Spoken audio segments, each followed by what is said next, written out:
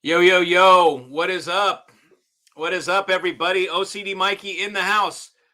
Uh Missed the last two shows because I was on a damn road trip. So good to see you all. And I'm back. Oh, I forgot my notes. That's okay. Um I'll probably remember. I write things down now as I remember them. I write them down. Um so I can remember exactly my thoughts of what I want to talk about. So, anyways, we will let the group chalk up. I am drinking a non-alcoholic chouffe, whatever it is. It's pretty damn good, man. It's from Belgium, so it's tasty. Cheers to everybody. Today will be the feedback from the Capital Audio Fest. Capital Audio Fest 2024. I am back from the show. So welcome everybody. And let's let everybody get in and say, hey, Tommy, good to see you. So glad you got to go. Thanks, T. Appreciate it. Howard Black, top of the evening. Same to you, Howard. Canada here. Yes, non-alcoholic is the way to go. Yeah, I get stupid when I drink booze, man. It's bad for Mikey. Showtime. Drago checking in from Evanston. Good to see you, Dan. Good evening. Oh, by the way, Dan, I got your streamer here. It arrived today or yesterday. So she's waiting for for her new home. Wow, I had no idea they made that in non-alcoholic. Yeah, man, it's good stuff. Hello, Mike. Awesome setup at the show. Glad you had Ed Meitner on display. Yep, that was the little part of what I had. But you know, and I hate to say it this way, but it's kind of inconsequential. It's the streamer. The streamer is not a crucial part, in my opinion. But that is a good streamer. It's only $4,500. It's made by Ed Meitner, so it's good enough for me. Was really into that some years ago. Yeah, back in the day, Ed really had some great DACs. That was when Andreas worked with him. They were working together. So yeah. Your room sounded effing awesome, my guy, even through old YouTube here. Yeah, and I haven't even put up the videos where I recorded music. I mean, I did that one Sabbath thing that was a quick short, but you got to realize when I do video shorts, it's something that happens through the YouTube software. So the sound is not as good as when I record it on my phone using the Samsung software and then upload it to my editing software and then upload it to YouTube. I think maybe it's better. So people were freaking out. I mean, I will show a couple videos here from the show. I'm going to edit it and put it into a video anyways. But people were losing their mind, man. I mean, the biggest thing, everybody thought I had a subwoofer. I was using small bookshelf monitors, right? With the 5 3/4 inch woofer and a soft dome tweeter, $4,500 speakers, $5,000 DAC. I was using a $5,000 DAC, and people were coming telling us they thought that we had best sound in show. That's a lot to say, okay? So whether it's true or not, it doesn't matter. But the fact that people are willing to say that to us, that says it all. That says it all. And they're willing to say it on video when I had the camera up with their faces, you know? So, hey, Tribe, what's up, Wes? Good to talk to you, man. Charles's speakers are ready, man. They're going to ship. What's up, everybody? What's up, David? Welcome. Mikey, interested in the Kleins? Do you carry those? I do. I carry everything. I'm the importer. The Kleins are the coolest little things, man. I wouldn't even, I don't have a place, like maybe I can make them work on my desk. I want a pair of Kleins. If I put them on my desk, though, then I need a damn audio system in here. And to power them, what would I use? All I really need is, I need a DAC amp, an all-in-one. I need a small all-in-one. I don't want to put the whole audio system in my I'm not in here enough. But the Kleins are so cool, man. Those things are badass. They're teeny, dude. They're like this. I mean, I think the Kleins have like 4-inch woofers. You know, they're so cool. They don't even have crossovers in them. They have a cable that comes out that goes down to an outboard crossover. It's way more than they should be making for $3,800 or whatever. Wendy, yes, Lisa. Is the water warm enough? Yes, Lisa. What is that, like from Purple Rain or something? Love the Sabbath short. Yeah, baby. Yeah, we were playing Sabbath. We played all sorts of stuff. Hey, David. I saw Nick. I was clicking on David and I was looking one down to Nick. David, good to see you, our local resident Cora player. Nick, what's up? Thanks, brother. Man, I got sick, brother, up there. Holy crap. Dude, on my way down, I was so feverish. It felt like I had sunburn on my face. My molars in my mouth totally hurt. I was sneezing. My head felt like a brick. It was like whatever the hell was up there, man, I caught their COVID. Nowadays, because I'm unvaxxed and I got natural immunity to this shit, it takes me down for one day. I feel like shit. The next day, I'm just tired and kind of shot out. And then today is my third day. 2 days ago, I was sick as shit, dude. I was. So anybody that saw me on Sunday, I was shot out, man. I was tired. That was before I got sick. Monday is when it hit me. But Sunday, I could feel it coming on. Mike, did you run into Lenny, Florentine, and Randy, the cheap audio man? Did not see Randy. And I have no idea who Lenny is. York, South Carolina. Rock on, brother. Welcome back, Mikey. Thanks to Hardy. Appreciate it. Steve is Bedrock Audio. Charles Bingo. Yes, Mike, it's from Purple Rain. How are you, Mikey? A lot better, buddy. A lot better. A lot better. You know, we're gonna keep on rocking this thing. The show took the piss out of me, and then my immune system must have been down because I got walloped after the show. So okay, F dude, glad you're feeling better. Thanks, brother. Yeah, it was a lot of work, man. It's 3 days of standing for 8 hours a day, not taking a lunch, powering through a day, saying the same shit over and over again, answering the same questions, playing a lot of the same music. So it's taxing. Hey, Vooch, what's up, brother? How you doing, man? Vooch almost traded me. Vooch was going to trade me his 60. What was that? A 67, bro? Or was it a 69? Chevelle convertible. The thing was badass. It was beautiful. But I'm sitting here like, what the F am I going to do without a garage and a freaking classic convertible, I don't know that it was a hot rod, but, a classic, beautiful classic convertible. I almost traded. Vooch was ready to trade me. He was right there. I could have had it. I didn't do it. Someone else got a Rolex, which will be coming in.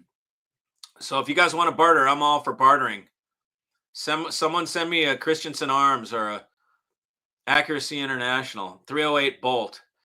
Did the audio rig at the show include stands in the price? No. The stands are $900 for those, and the ones in the show I think were $1,500 each. The factory ones thread into the bottom. They're very nice, and they're $900 for the pair. What did the attendees think of the AA DAC? I love no preamp. They love the system. When you come in, everybody thinks it's the speakers. They don't know any better. You're like, there's no way you can say it's the speakers. It's the whole enchilada. So there's no way to tell. I like the DAC. I like the amps. I like the speakers. Everybody liked the system, the sound. A lot of people looked at the speakers and were freaked out at how good they sounded. But it blows people away. They don't know how to process it. It's too good of a deal. It doesn't make sense. Retail's $4,500. They just don't get it. It would make more sense if I marked them up to 10 grand. They would be able to stomach it better. It's really an odd psychology. It's just odd. They don't know how to judge value.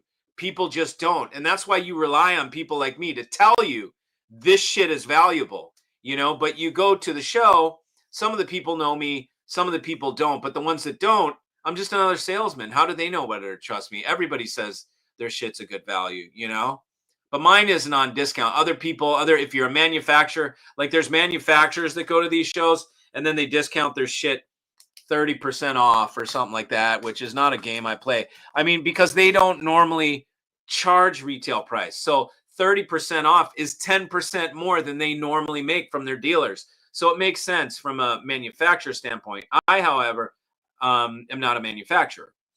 So anyway, so I think people have a hard time recognizing value. Mike, you should try and see if you can get Ed Meitner on your show. Sure, what for? I know Ed. He'd be smoking a big fat blunt. That dude smokes more weed than anybody I've ever seen. Vitamin D3, just do it daily. I've got D3 mixed with K2 as M7 and quercetin, all three in a compound.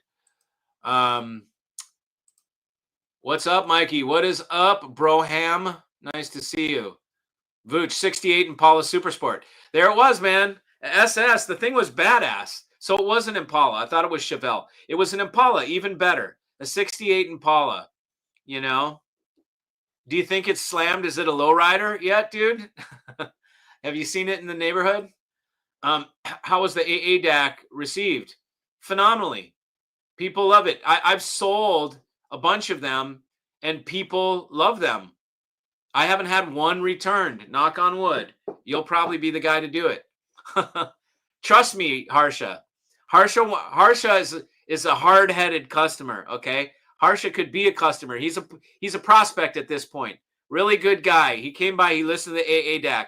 I gave him a great showing. We listened. It was phenomenal. He loved it. But he's just not buying. I don't care. It doesn't matter to me. Buy whatever you like, Harsha. But he's got a hard time. He needs to learn it himself. He's like, I'm going to figure it out on my own. He's going to other people. Did you buy the Jeff Wells? I don't know. I saw him at your house. You know, that's bending over backwards to try and sell a cheap DAC. But, you know, maybe that's what earned the sale. But the AADAC is phenomenal. In fact, if you bought the Jeff Wells, I will guarantee you that the AADAC beats the Wells or all your money back. How about that? That's what I do for peeps. Harsha's good shit, though. Harsha knows Steve from Bedrock Audio. These guys know each other from the car business. So Harsha knows D Hardy, man. Yep. More videos to post from the show. Yeah, I've got several. I'll give you a little example. Just let me pull this up and give you a little example because it'll be fun. I need to just edit the video and put it together in a video. But these will be fun for you to see. Okay, let's see. I'm trying to see where I talk to people. It's amazing in sound and quality, and it's my third time coming to this room, and I can't stop. Every time I come by here, I have to stop it. Right on. Okay. Okay, so I'm not going to play the music, but you'll.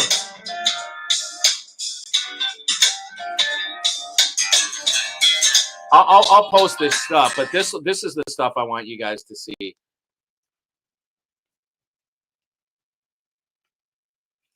Oh shit, the mute is Stop on. it. Check it out.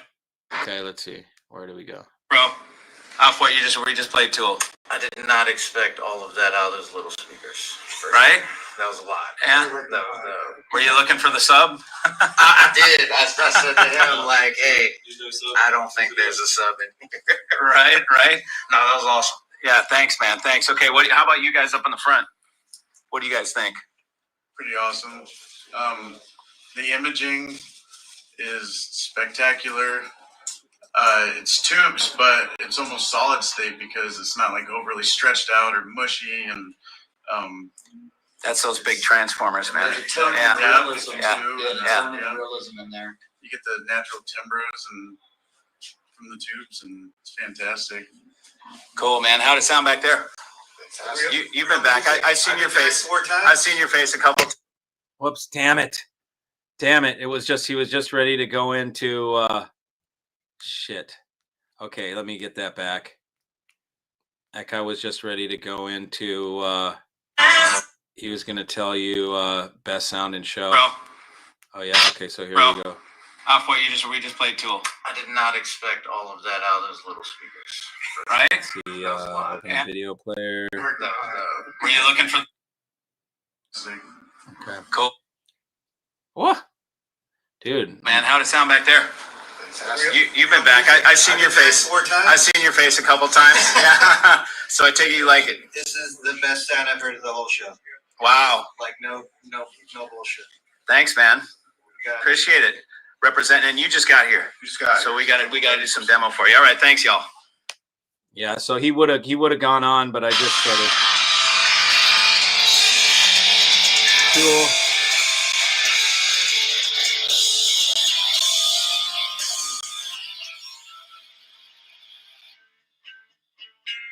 We jammed Tool. People were like, "What the hell?" So I'm asking the crew here that's been listening for some feedback.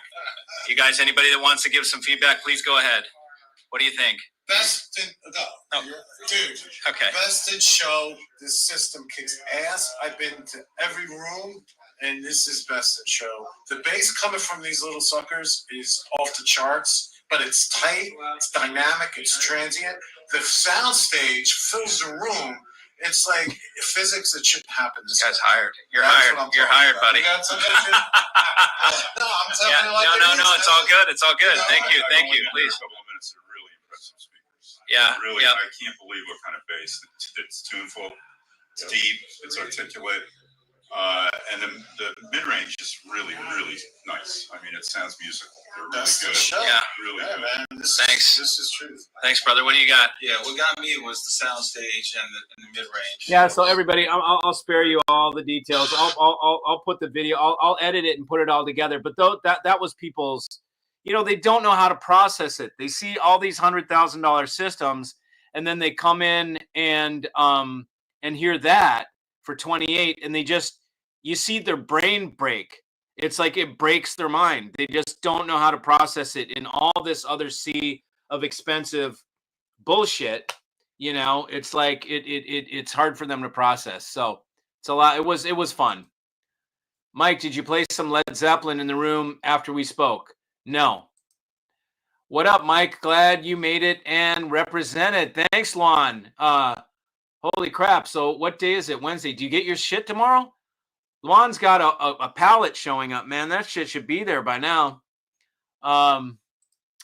Donald said people liked your room. So clearly Donald heard from others that people liked the room. So thanks for sharing, Don. Several friends enjoyed your room, said the sound was great, really appreciated your knowledge and friendliness. Yeah, man. I mean, I saw thousands of people.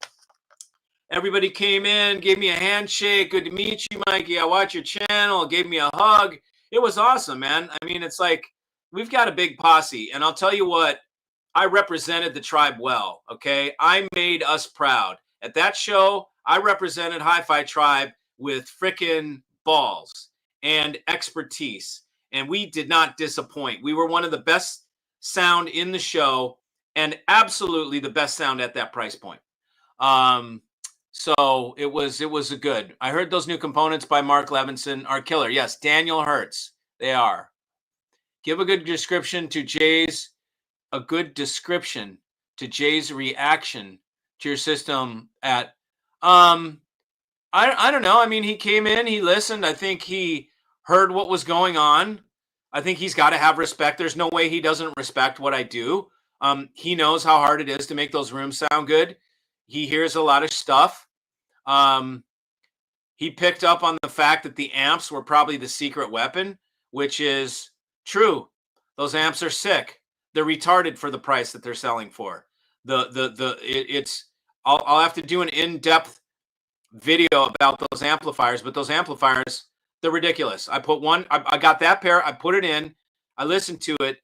An hour after I was listening, I ordered 4 more pairs for my inventory. So I got 4 more of those things coming in, 4 more pairs. I'm sitting on 4 pairs right now of bigger ones. The Nat audio amps are sick. And they're underpriced. It was great to see Jay show up. I never heard what his thoughts were about your setup. Who knows, man? Maybe that's the way he doesn't serve anybody that doesn't pay him. He's just general. I don't know. I didn't listen to it. But as you know, Jay gets paid to make content. I don't pay him. So maybe he doesn't give any initial thoughts unless he gets paid. That could be the way it works. I have no idea. So if you could ask him, just ask him, what are your thoughts? you know? Jose, what's up? Thanks for the video. You know it, man. So I made, Jose is with, he's Dr. Vinyl. This is Dr. Vinyl right here. And so if you need vinyl stuff, go see Jose. He also is connected with Sound Labs. And so Christopher Stubbs, a good buddy, was the guy that is the main guy that's promoting Sound Labs. And Sound Labs had a couple rooms with Jose. And they were interesting. They were great. I mean, the Sound Labs in the MyTech room image like my big speakers did. Mine have a little more fine resolution. They go higher in terms of the high frequencies, but it's had the same giant sound stage that my big rig does. The 4.5 hours you spent on the room setup paid off. I was so drawn into the music. I didn't want to leave the seat. The system sounded amazing. See if I can recognize you from your picture, man. What were you wearing? I'm trying to remember. What day were you in there? Yeah, that's cool. I saw so many people, man, and it was great. That Jay is such a monster, Mike. Looked like a little kid beside him. Yeah, man. I mean, look, lots of testosterone and weights every single day, and a desire to be a Hulk will do that.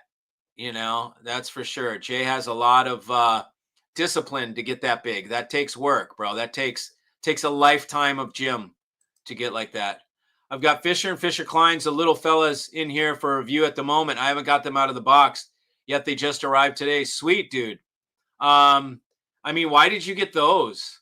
That's a weird choice. They're like the least impressive of the Fisher and Fisher lineup. Anything above that is more impressive. So why the Kleins? That's a desktop. That you should have that shit on your desk with your computer. It's definitely not a system speaker. You know, it's a desk speaker. Peace Tribe, Oakland, bro. Tell me if you think Lukacheski is on the right path. Man, it's good to see that kid. He's a good guy. I met him. It's cool to see his speakers. You know, it's a lot for $1,000. You know, the speakers are $1,000. What do you want? What do you want for $1,000? You know, what do you expect? You know, he's on the right path. Hopefully, I hope he gets some traction, you know, because it's nice to see young guys get into the industry. And I went to the room. I listened to them. Were they anything like the Fisher and Fishers? No, but they shouldn't be. You know, they're a fourth of the price. Were they refined hi-fi? No. Were they cool little speakers for somebody that has $1,000 only to buy a pair of speakers? Yes. You know, that's cool. Can you buy an old pair of Klipsch Heresy 2s for under $1,000 that you might like better? I don't know. But it's certainly killer to see a young guy making a stab at it. And I wish him the most success. I wish him the most success. I hope he pulls it off. I know his dad. I'll probably have his dad on here to talk about it a little more. That dude's reaction was priceless. Oh yeah, totally. I mean, I'll edit the whole thing. I mean, and I only decided to do that on Sunday. People were doing that shit. I could have done it Friday, Saturday, and Sunday. I could have taken people's reaction. I thought about doing that, but I'm like, I'm just gonna make you guys choke on so many great reactions that I thought it would be overkill. So I just did Sunday just so that you could get a taste of it. Hey, Mikey in the tribe. What's up, Steve? Question: speakers and amps both list frequency responses, and sometimes the amps have more narrow band than the speakers. Does that limit the performance of the speaker? Absolutely. It's not going out. The speaker can do more than the amp. You know, you want to pay attention to that. You want them matched. You want a amplifier that's high bandwidth. You know, those are the best amps.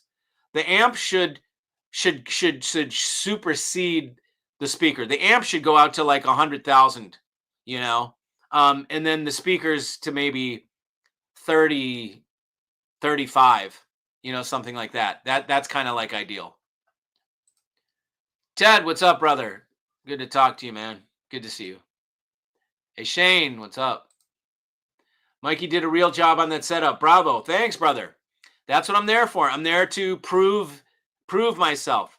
Look, I'm on YouTube. I could just be a yapper dapper.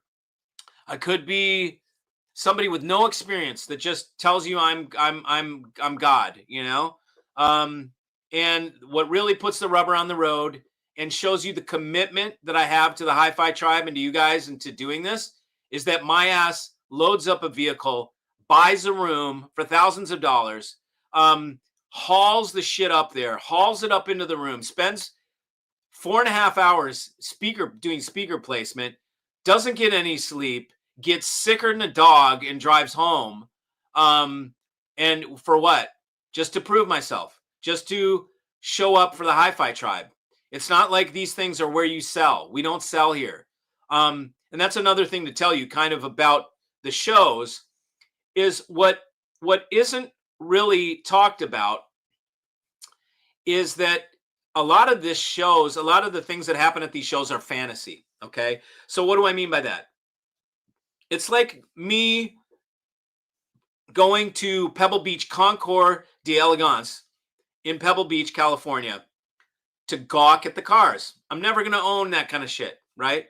But I just go there to look at shit that I'm never going to buy because it's cool. So a lot of people, the reason they come to this show is to hear shit they're never going to buy because they can't normally hear it. They don't have friends that have that shit.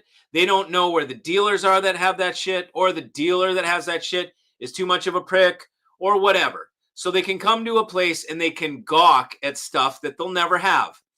Nobody talks about it. They all act like the big systems are relevant. What they need to understand is those big $1 million systems are fucking irrelevant to you. They mean nothing. Zilch, zero. They're for all intensive purposes, they're stupid. Okay, they mean nothing. You're never going to own it. You're not going to know anybody that owns it. Maybe you know one guy that's in the audiophile group that has something, and so, but people talk about those rooms. Oh, did you see the big focal? And you're like, so what? It means nothing. You're telling me to talk about something that is absolutely inconsequential to your and my experience. All we're doing is looking at porno. We're looking at a chick that we're never going to blow a load on. Okay. We're just never going to do it. We're not going to have that. Okay. So it's in a certain way, it's stupid. So the shows for me are bittersweet. When I'm in my room, it's great. I see all the people I like. When I get out and I walk around, I see the industry, I see the game, and it gives me resentment. I resent it. I've always resented it. At first I couldn't see the game, but then it's like once someone pulls the curtain and you see the wizard, then you don't believe the fantasy anymore. You know the hustle, the game, the levers that are being pulled. And in fact, if you want to pull the levers, you can copy the game. I could pull the levers. I know how to play the game. I know how to do the thing, but it gives me resentment, and it gives me just ugh. It's like the ugly part of the world. So I understand it's there for a purpose to show what can be done or whatever, but it's not meant to me. I don't take it serious. The people that do buy those systems, they buy them 30% off. They're not audiophiles. They probably have their agent buy it for them. It's probably very few times the actual owner of the system that's buying it. And if he's buying it, he's probably not wasting his time at a show with all the freaking cattle. He's probably flying out, making special time to go have an exclusive, demo. He doesn't come to the shows. So it's so irrelevant to have these things here, but everybody wants to big dick each other. And it's such a cock show that it's gross. I get so tired of it. It would be like porno or whoring something. It's like going into each room and you see a porno set and someone trying to outdo the other with how heavy duty the porn is, It's stuff you're not going to engage in, but somehow people think and talk about it like they're engaged in it. So they're in this fantasy realm of discussions about shit they're never going to own, but they love to talk about it and learn about it and act knowledgeable about it, but they're never going to own it. So it's a total masturbation mentally. And so it seems like a waste to me. It's hard to see that. Meanwhile, I'm here with a $28,000 rig showing actual value, and standing for something, but I'm the little guy standing for integrity. I saw a couple other systems that were really cool that I thought had integrity. One, thanks to Angie from American Sound in Canada, Angela Lisi. She had the newest avant-garde Colibris, $4,000 avant-garde speakers, man. They are like, they have a horn and 2 mid-ranges. They need a sub. And the sub is $5,500, and it's a 15-inch sub with a 1,000-watt plate amp on back. So for 13 grand, you got yourself 2 squawkers, and I don't mean that negatively. I mean it because it's a horn. Like that shit can play loud. Like you could rip EDM or metal or whatever at shit, probably 120 dB. Like I can't imagine how loud they get because they're horns. They're very efficient. They have mounts on top and bottom, so you can put a C clamp on the speaker, a big one, and mount it to a stud in the wall, and you've got these things. It would be epic for a video, flanking a 100-inch or a 80-inch TV, whatever size, but flanking a TV sub down in the middle, man, you can play shit at breakneck levels, and the clarity is off the charts. That was encouraging to see, those speakers, something you don't see from avant-garde. You're seeing the bigger companies are finally coming downstream. They're coming to take some of our market, some of the market that we know and love, and that can only indicate that they're not selling their big shit. Okay. And if they are selling their big shit and they're selling a lot of it, and then they're still trying to come into our market, then they're being dicks. They're trying to own too much of the market, in my opinion. That's my opinion. Fuck you. Leave us to the small shit. You stick with your $1 million shit because you got that cornered, and then leave us to the small crumbs, but don't try and come and take our fucking crumbs too. Okay. That to me is, I get, that's part of the resentment, right? Some of these companies, like Borison is one of them, they try to own the whole fucking market. Every single thing, from a $5 freaking cone to a $1 million freaking bookshelf monitor, right? They want to own everything. That's aggressive, and it's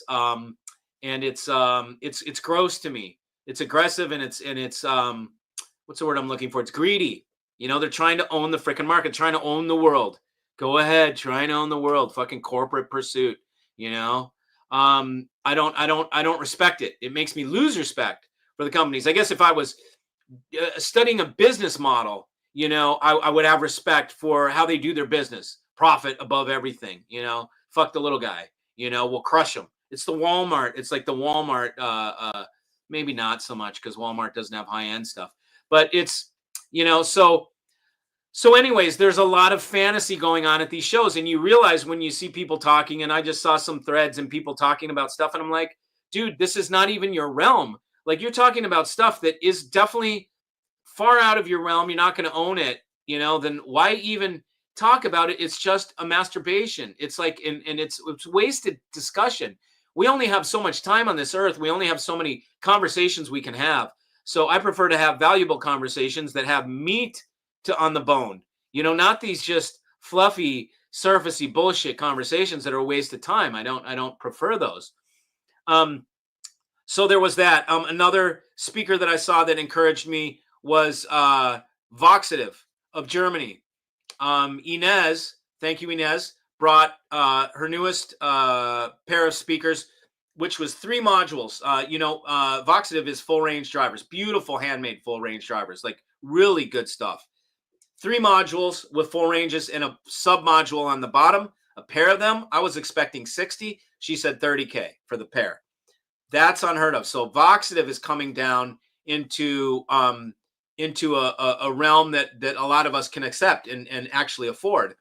So that was very encouraging. When I went down there, I did not get I got there a little late on Sunday, so I did not get a chance to hear them. Unfortunately, I was so sad because I wanted to hear them, but they had already been sold. So that was very good. She sold to a couple that came in. That's a great sign if you sell something at the show. That doesn't normally happen. That is not a normal thing. So when you sell your show system and you're not taking anything home, that's a good sign. But then again, most of those show systems that sell like that have a pretty hefty discount associated with them because they're manufacturers. So they can sell it for 30 points off and still make 10% more than they normally make. So it's a great deal for them. And it's a great deal for the customer at the shows. So that was encouraging. What else did I see that I liked? I saw, and you saw a video, Alltech Lansing. Alltech Lansing was cool, man. I saw this is a guy in New York who makes the boxes in New York. The drivers are like German drivers. The mid-range is sourced from Asia. He was very forthcoming and very honest. He had a pair of 300B monoblock amps that I showed you guys on my channel. And I said, if you're willing to buy, I said, how much are the pair of monoblocks? He said $3,500. I was like, clearly made in China, and he's like, yeah, they are. And I was like, okay, dude, if you want to be in high-end audio, you need to get rid of Chinese-made shit because nobody takes it serious, okay? Only the kids do, or only, maybe people with a small budget. And I don't mean disrespect, but for true audiophiles with means, it's like buying a watch, right? Once you have the means to buy a killer watch, do you buy a Chinese watch? No, you don't buy a Chinese watch, okay? You buy a Swiss watch, okay? Or you buy a German watch, or you buy an American watch, whatever. If we even make any. But you don't buy Chinese. So I'm like, dude, you need to change that. It's the first thing. If you're going to be Alltech Lansing, it's an American company, bro. You need to get rid of the Chinese product because you're going to get outed immediately. But $3,500 for a pair of 300B monoblocks with a 6SN7 driver and a 5U4G rectifier. And he did some tweaks to it. He had the mute circuit taken out. He had them use an ultralinear power supply instead of an SMPS, which they wanted to do. And so he made them, he did the appropriate tweaks to the manufacturing, but it's still from China. So I would have normally snapped those up and then sold them, marked them up to $5,500, made $2,000 a pair, and then sold them at $5,500, which they would be worth. But they're made in China. I can't sell them. I've given you guys my pact. I won't sell anything made in China. And so instead I told you guys about them. The speakers were Alltech Lansing, man, old school, big wooden boxes. They had a curved back. They're pretty. They're not beauty queens, but it's Alltech Lansing, so it's cool. And this guy, I met him. He's from Connecticut or New York, somewhere up there. I can't remember exactly, but he's got a big heart, and he's financing this part of the whole thing. And he does product design and speaker design for other companies. Be like an Andrew Jones guy, typically designs for other people. But now he's doing this thing on his own. So it'd be cool to see him get some steam and see him bring Alltech Lansing back, because what a great brand. But you got to get China manufacturing the hell out of there, man. If you're going to have a name like Alltech, you need to get rid of China. That was that. Let's see. What else did I see? I saw the big Focal system. Meh. Nothing special. I can't believe that Joe does that. Hats off to Joe Parvey for bringing that huge system. Like, what a pain in the ass. Just to big dick somebody else and not sell it. He was trying. He wanted to outdo.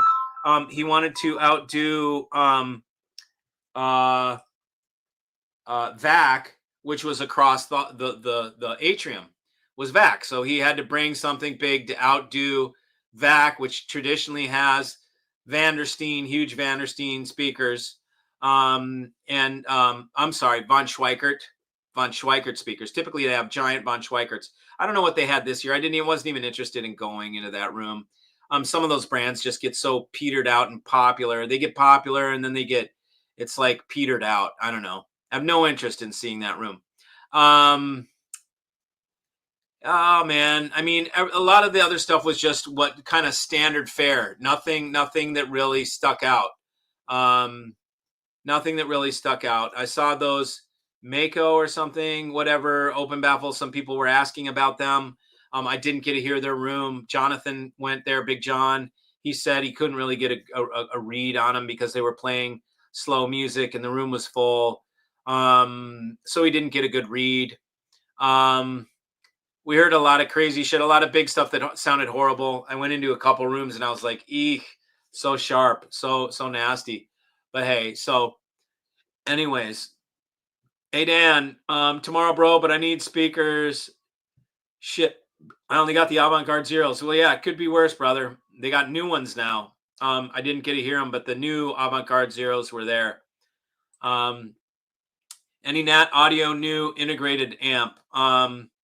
No, we have the one that's the same one that's been there, the single integrated, which is a phenomenal integrated. As a matter of fact, this guy who just talked, Luan, just bought it. So Luan is getting a Nat Audio integrated, and he can tell you about it as soon as he gets it. Yeah, kisses to you, Jose, too, man. Same to you, brother. How much is the Nat HPS integrated? They are, oh boy, pop quiz. They're on my website. I don't know, $9 grand? 9 or 10, something like that. $9 grand. It depends on the transformers. There's a $1,000 upgrade, a $2,000 upgrade on the input transformers if you plan to use XLR cables, but it's a single-ended amplifier anyways. So really, it's kind of silly to use. You should use, if you use RCAs with the NAT, you're skipping a whole bunch of circuitry that's kind of unnecessary. But if you have noise, then you need to you'll need XLR. They were offered to me from the dealer here in Australia. He's asking about the small speakers. My thinking was reviewing something that a greater proportion of people can afford rather than the sort of stuff that I normally look at. Nah, Then you need the SN70s, dude. These are not realistic speakers. They're desk speakers. They're not realistic. You can listen to them, bro, but I think they're 3.5-inch drivers. Like, you can't take that serious. They're kick-ass, but you put them on a desk. You put them on a desk near field only on a desk. That's what I think about them. Get some SN70s. That's what you need if you want to hear. And then really you should have something a little bigger. But the SN70 would be the first one that I would recommend. But you can try it and then just let us know. It'll be the best 3-inch driver speaker you've ever heard. I'll tell you that much. Hey, Mikey, working on moving up to MPD8 and streamer. Would M be preferable? No, not at all. The M is limited to XLR or Toslink with a playback design stack, but the playback design streamer has the P-Link or the ST glass fiber. It's a much better connection. It's the only way to isolate your DAC from your streamer is to use light and not use wire. Use glass. So that's what you want with your MPD8. Your MPD8 is as good as it gets. So you don't want to chintz at all on the M. It's not preferable at all. You could use it as a stepping stone. Like if you know the MPD8, kind of kills your budget and then you need to save up money or something like that, then you could use the M Labs in the interim, but it's definitely not preferable. Nowhere close. The playback design streamer is so much better built. I shouldn't say, look, the M thing is built well, but the playback has a sick power supply and a big chassis, and just like it's a different thing, right? Lukacheski is a smart young man, very impressive for his first speaker. Did you hear it? In defense of Klein-sized speakers, I have in second system Dolly Menuet SEs and on good stands with a great amp. It's shocking how good they are in a medium size too. Sure, yeah, if you know how to take, Klein is this big, brother. Okay, so Klein is not much bigger than my 30-round 308 clip. Okay, it's like, Klein is, trying to see if I can find something that is Klein size. Klein is like this. I don't know how to show you, man. That's not telling you very well. Let me get, if I have a ruler here, I can give you a, Klein is maybe not much. This is what my cell phone came in. So Klein is just a little bit bigger than this. Okay. The SN70 is like this. It's 45 pounds. And yeah, you can shove them in the corner. That's what you do with these little speakers is you push them in the corner and you corner load them and then they get bass. But if you have them out in the middle of the room, nah. And you can be happy. I mean, people can be happy with anything, but I'm a demanding customer. I have to have shit that kicks ass. It can't just be good. It has to be great. I'm the guy that deals in great. Good, we'll let other people handle good. Just explore the Nat website. The vacuum cord is a crazy conditioner. Yes, and it only works with 240 volts. Tapes for sale? No, sir. Depends. What are you offering? If you're serious, I mean, these are tapes that are irreplaceable. You understand those are session reels, right? Those are 24-track session reels. I own the original. This is the original. That's the negative. Nobody has these. They're session outtakes. They're not album. They're not the album mix. These are studio outtakes, practice sessions, demo reels. These are unreleased material. So it's gold. That shit is, nobody has it. I'm the only guy that has it. It's never been released. So it's pretty killer. Damn, you're dropping the truth bombs here tonight. Well, what do you expect, man? It's Mikey. You have to go back to the 90s for when there was still some sanity left in the business. Totally agree, man. 10K to 15K got you a lifetime system. Yeah, you know, or 10K to 15K got you wicked speakers. I remember clearly the first $100,000 speaker. It was Focal, the Grande Utopias. I remember when that first $100,000 speaker came, and we were like, no effing way. 100,000. Did you see the speakers? $100,000, man. No way. And we would all go over there to see it. And it was just like, even then you didn't get it. You saw it and you're like, okay, I'm witnessing this. And yeah, it's intense, but I could get a kick-ass turbo sound PA and I could do the same shit that this rig is doing to me right now. I could do with a sick-ass dance club PA rig, you know? It's just playing loud and intense. Like, that's not that hard to do. We could nearly do it with Guitar Center shit. I talked to somebody about that. Like, wouldn't that be funny to come to the show with Guitar Center rig and show and blow some of those big systems away, because you can do the same thing with a big ass PA. We could get a Yamaha club system 5000 or whatever and just play at 125 dB. We could play 20 hertz at 120 dB and make everybody shit their pants. And you know, they'd all be, did you hear that shit? You played, you know, and then you play Tool or you play some sort of dance music or you play some rap that like vibrates their molars. You know, but that's like, people were complaining about it. They were coming into my room and being like, oh my God, all those other systems just ripped my face off. This is like actually usable. But yeah, back in the day, you know, 10 to 15K could get you, 15K will get you a great pair of speakers. Now it's like the $20,000 speaker is the entry level. It's like 20K. Anything below, people almost don't really take that serious. Borison now is made in China. Yeah, I'm sure. How else do you make it so cheap? And they love to hide it. They say, no, Denmark, Denmark. You're like, yeah, that freaking, maybe you assemble it in Denmark using Chinese parts, possibly. But who knows? An American watch manufacturer, RGM from Pennsylvania, make amazing watches, even a tourbillon. That's cool. How do they look? Please don't call them clips. Oh yeah, I didn't say mag. That was a stupid, yep. And it's even got 308s in there. Yeah, no, I know that's a stupid mistake. It's a mag. I know that. No, I didn't hear it.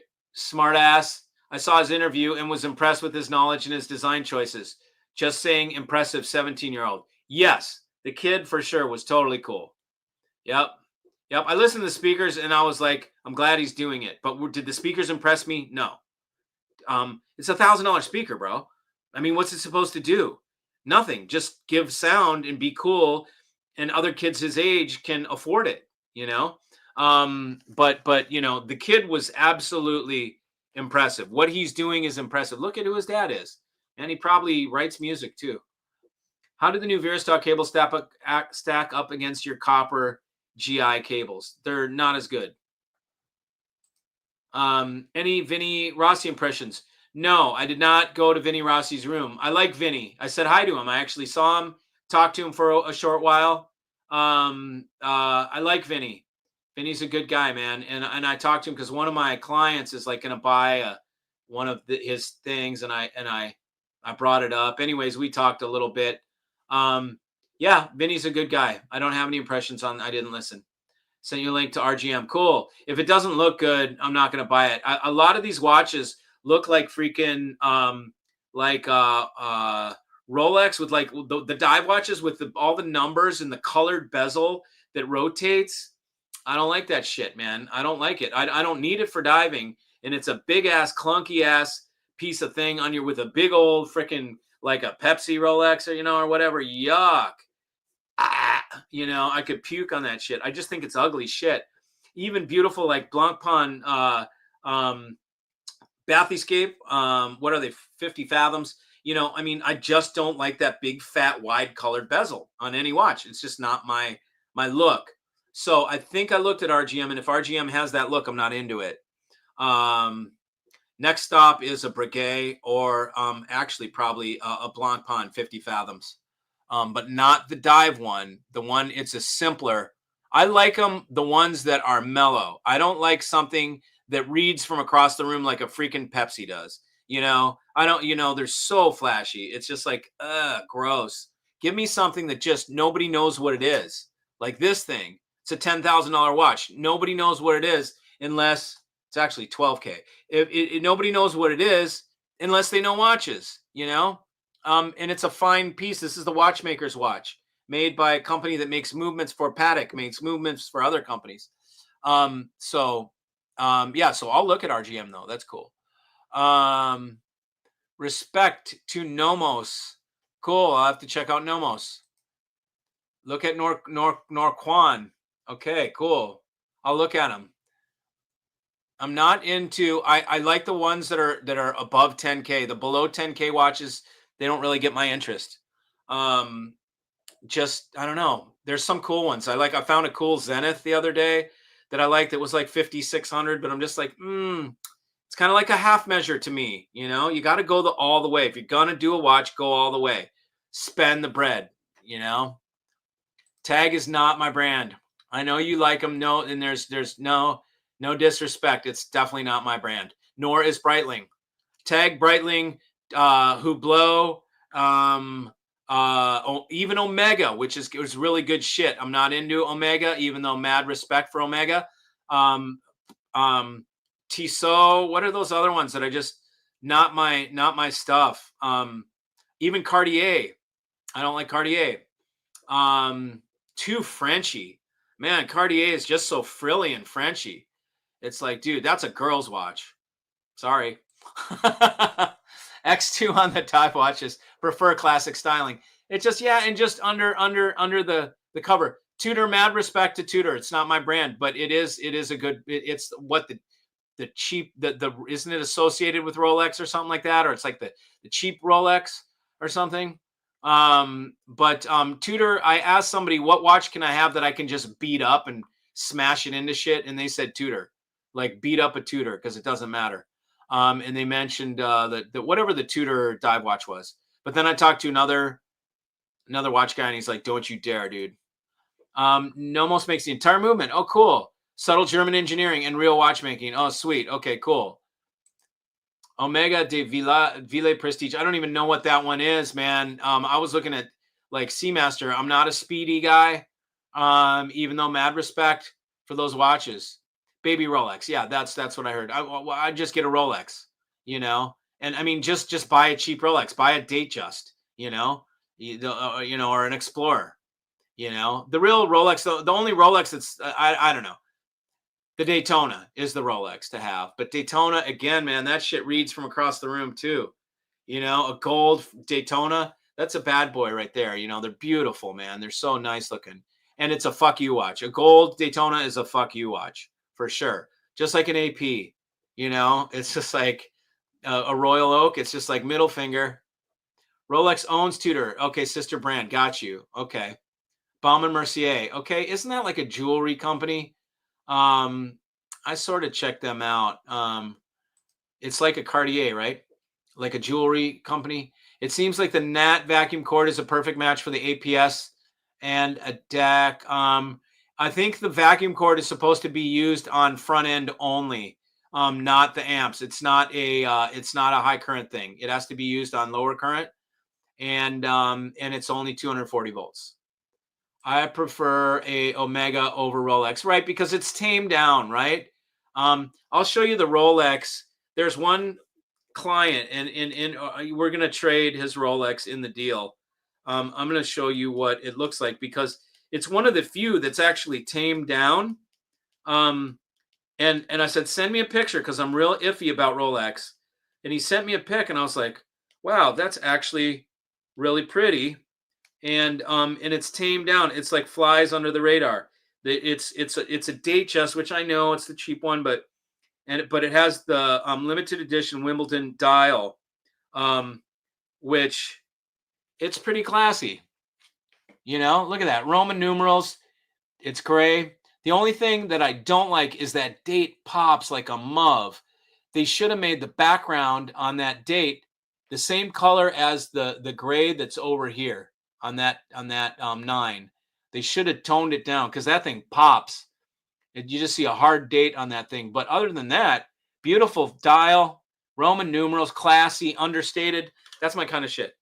Same as this Jeju Lecoute, you know, just mellow. I mean, you don't even know what that is. You just see it. It looks like a pilot watch of some sort. Like, oh, that's probably a Swiss Army watch. You're like, yeah, who knows? You know, IWC, mad respect for IWC. That's another one I want to. I like the pilot.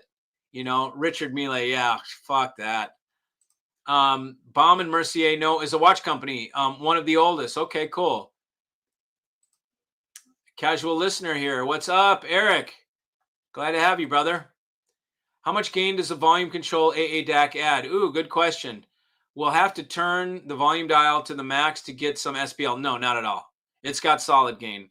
It's a dual mono discrete output section that has, it's got juice. It's probably got, I'm going to guess, but I'd say 4 volt, 5 volt peak on the output. Yeah, we've got no problem. We never really get it up that far. You don't have to max it out. And really, honestly, it's not the DAC. It's your amp and speaker combo that is going to tell how well the volume works on the DAC. Okay, it's not going to fix a poor match of a weak amp and hard to drive speakers. You see what I mean? So yeah, match your speakers and your amp well, and it won't be a problem. Paddock, yeah, cool watch. Cool watch. I don't know. I haven't quite, it hasn't quite sunk in. And I think it's too, I know it's unique and it's special, but it's almost too common. It's too obvious of a choice. You know, let me go with Laurent Ferrier. Let me go with something weird, off the beaten path. I'm just that guy. I mean, that Rolex is the only, I'm not going for the typical name brands. You know, I don't want the common shit, you know, Blancpain, which is the next one I'll get. And then after that's going to be a Breguet Marine. And, you know, one's going to be white with a silver dial. It's going to be for when I'm wearing white and I want a white watch. The other one, this one is kind of go everywhere, do everything. The Blancpain 50 Fathoms is all black. It's ceramic. The whole thing's black. So when I'm wearing black, I'll have a black watch. You know, that's kind of how it makes sense to me, you know. Best to judge a watch whether they make in-house movement, but the gray market is the best way to buy a watch. New watch lose value quickly. Yeah, absolutely. Yeah, it's a great gray market is terrific, especially when it's got all the papers and it's just someone clearing it out. IWC used to be an American brand. Oh, that's pretty cool. Glashuta. Yeah, that's a killer brand, man. I really like their stuff. It's cool. I may eventually have one of those. What was the other one that I just said? Zenith or Glashuta. Both of those I like. What TF is a power DAC? A power DAC is an amplifier that is a digital on the front end, It's basically a digital amp that takes a digital input. You don't feed it analog on the input. You feed it digital on the input. Congratulations on a great sounding room. Thanks, Byron. Audio Junkie and Jay covered it. Sounded better than last year, probably because the speakers better fit the small room. Those Nat tube amplifiers rocked. Yeah, absolutely. What happened this year was, okay, so last year we set up the room with the 470s, the floor standers. Those were a little too much for the room. We realized we could easily overpower the room. When we turned it up, it was too much, man. It was too much bass. It was just like overdriving the room. And what we did last year was we took the little stand mount, the SN70s, and we just sort of put them out there and just placed them next to the 470s. But we didn't tune the room for them. This year, we knew what to expect. So we brought the stand mount speakers, and then we spent 4.5 hours setting the stand mount speakers. So we got them dialed in perfectly. Whereas we didn't even do that at all the year before. We only dialed in the 470s, which happened to overdrive the room. Now, I could have brought 170 or 270 probably and done great too, but the 270 would have blown my my price point. I was trying to do everything for under 30K. It would have made it, another $10,000. So it would have made it 40K, so but and the amplifiers are sick. Those things are killer. Like I can't tell you guys what a good value those are. They're $12,500 for a pair of monoblocks. If I get 4 of you together to buy them, I'll sell them for 10 grand each. Then I'll just sell the whole 4-pack when I get it in. They're sick. They're retarded. I'm buying as many as he'll sell me. At some point he's going to squeal. At some point he's going to be like, dude, I can't sell you any more of these. Just relax, because I'm going to buy as many as I can get. It's ridiculous. You will never find a tube amplifier with transformers this big on the back that's single-ended triode, Class A hand-built, hand-wound transformers for that kind of bread. You just won't. It's 20 grand price of admission for that kind of a design. It's ridiculous. Anybody that has $12,500 and wants a tube amp and has a speaker that's 90 dB or better, buy these things. I will guarantee that your mind will be blown. You'll be happier than a pig in shit. Are they happy? I don't know. You'll be happier than a kid in a candy store. You'll be happier than what? Not a whore in church. So who knows? But anyways, holler. Rolex produces 1 million. That's crazy, bro. That's nuts. Vacheron, there's a good brand. Vacheron is a killer brand, man.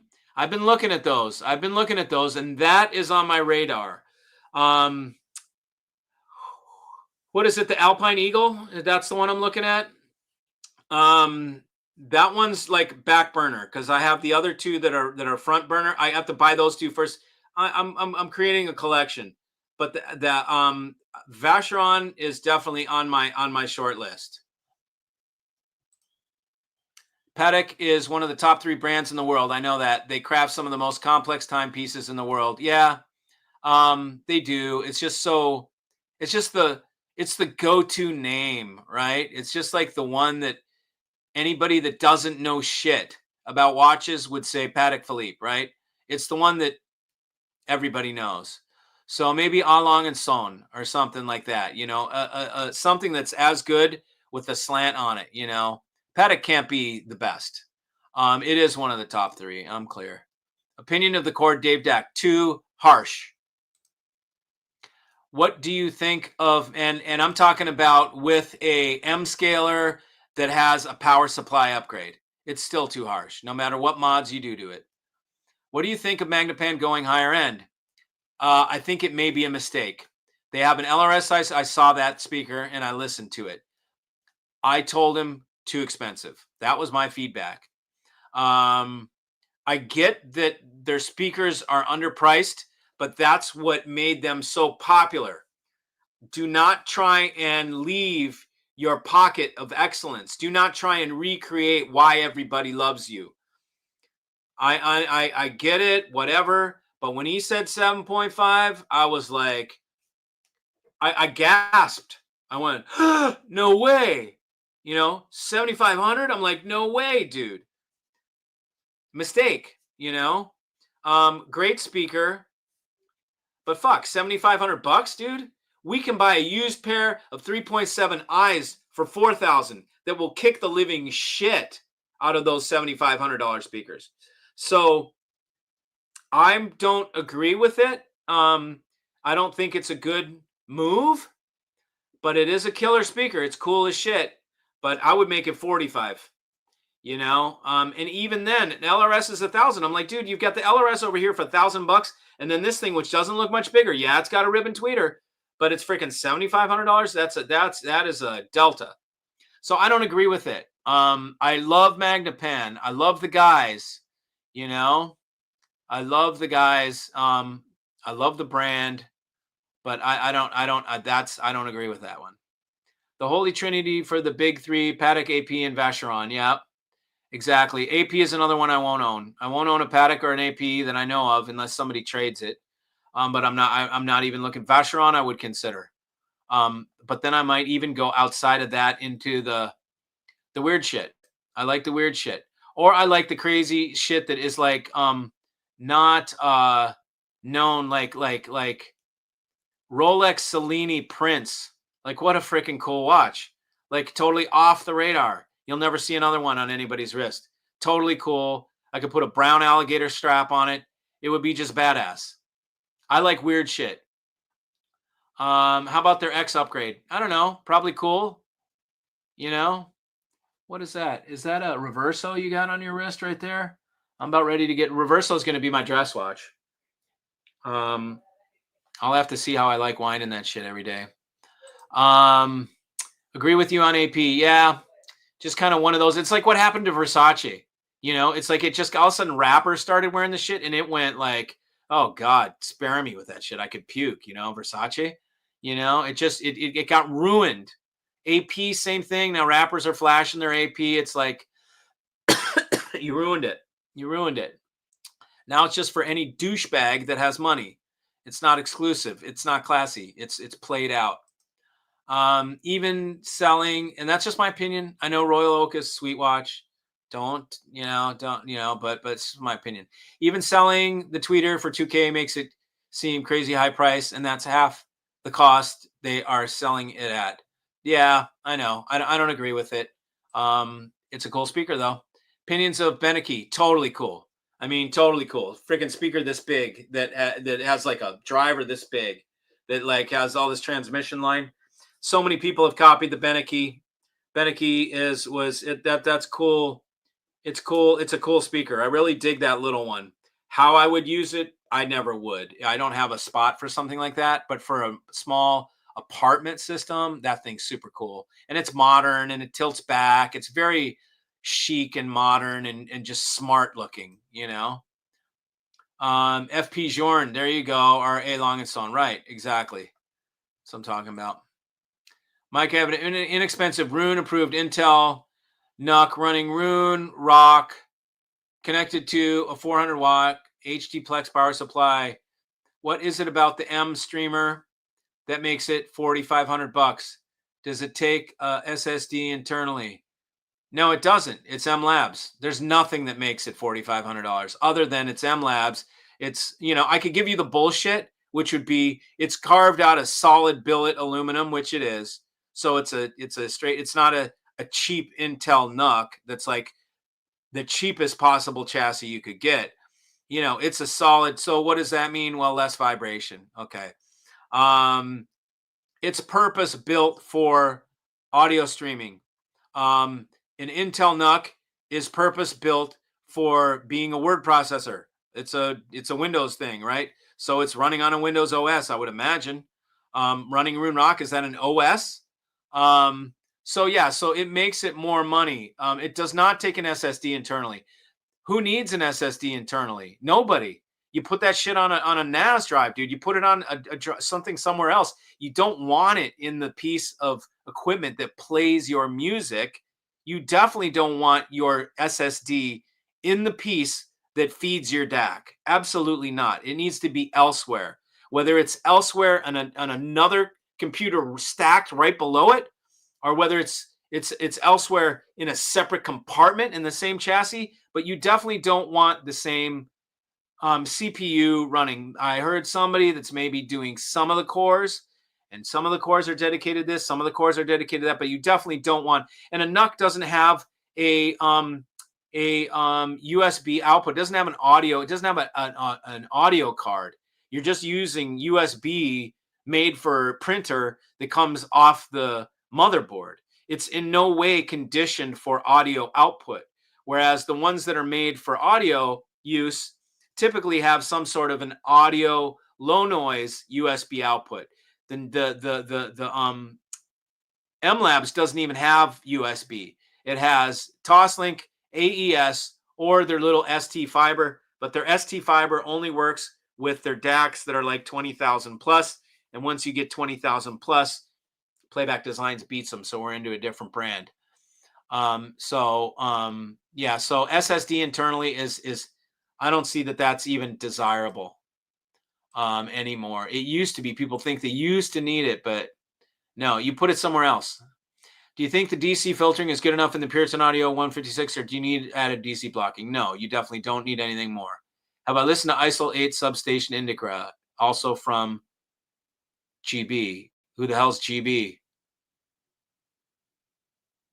I don't know who GB is. I have not listened to anything ISIL Substation. Hello, Tribe from Houston. What's up, Arun? Nice to see you, man. 3.7 eyes. Which amp would you suggest? Audio analog Donizetti. 250 watts per channel. Class A, B. Huge toroids. Dual toroids. I've got one on hand. It's every bit of a $15,000 amp. I sell them for $12,500. I've got one on hand, brand new with warranty. I'd sell you for $10,000. Donizetti. Donizetti. Audio analog Donizetti. That is for sure what you want with that thing, man. It'll slam and it won't be too sharp. How do you think the T plus A monoblocks at 1,000 watts would sound on the larger Fisher & Fisher speakers? Have no idea, brother. I don't know anything about T plus A monoblocks, but I don't sell them. And you're my boy. So I can sell you, if you want 1,000 watt monoblocks, I can sell you audio analog Donizettis that are bridged. You know that Donizetti, if we bridge it, gives 1,000 watts. It's 250 now. It gets 4 times the power when you bridge it. So if you want 1,000 watts for some damn reason, we can get you 2 bridged Donizettis. You'll have 1,000 watts per side. I think that's too much. It's not needed. Mike, any chance you've heard the Magnepan 0.7 or 1.7 upgraded to? No, I haven't listened to them on and off. I mean, any upgrade is going to be good for the Magnepan. The Magnepan uses cheap crossover parts. So if you upgrade it with better crossover parts, it's going to benefit from it. And it'll be a good thing. I don't know how much they charge and if it seems worth it, but if you don't have them do it, then your ass is going into that thing and it's a bitch. You got to take 100 staples out of the bottom and then move that sock up and then get in and solder. And it's a whole array of caps because they can't put big ones in because they need to have the size smaller so they can fit it into this little shallow cavity, you know. What's my take on Akora speakers? Overpriced, in one word. They're very good speakers. If you're asking me what my take is on the sound, they sound great. But generally speaking, they're overpriced. I heard Akora is going to make $15,000 speakers. That was a rumor at the show, okay? So they're not selling their big shit, or they wouldn't be bothering with $15,000 speakers. So, and I also heard they're going to do something in slate. That's another rumor. So that's just trying to go after Fisher & Fisher. Like, why, if they go for slate, it means they know it's better than granite, you know, I would say. Maybe not, but I think slate is better than granite, you know. Good luck finding big pieces of slate that's not from China. Let's see where they get their slate from. That would be good to know. Good night, Mikey. You rock, brother, and the tribe is the best. See you, Charles. Good night. Do you think that the big $1 million systems help the real world budget systems stand out a bit more, give bigger perception of value? If they weren't there, maybe you would miss having them.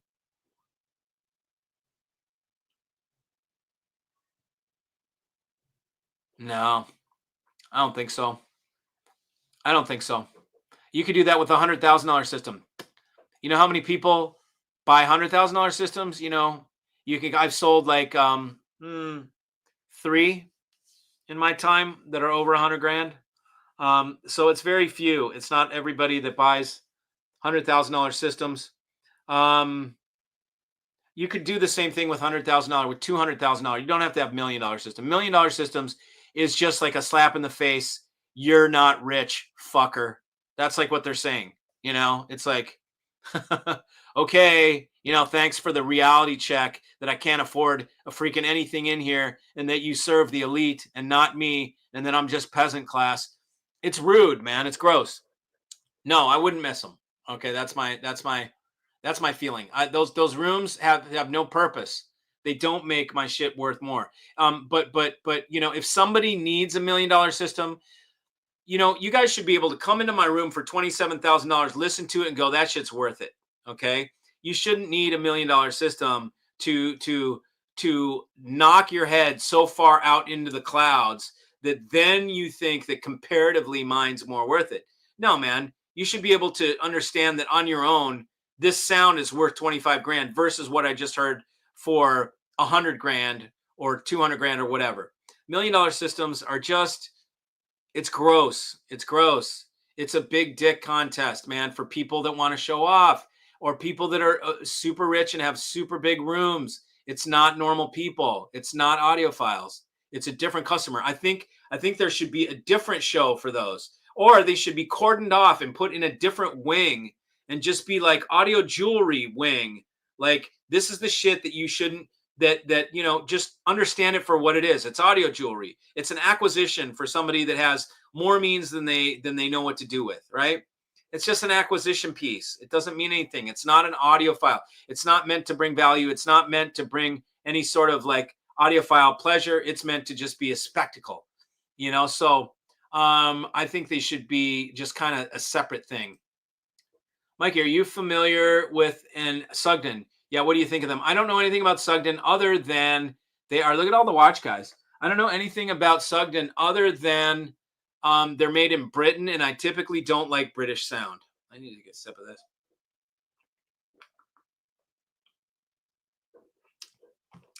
I typically don't like British sound. It's too polite. I like something with a little more grit to it, a little more balls, a little more oomph. So I'm not a Harbeth guy at all.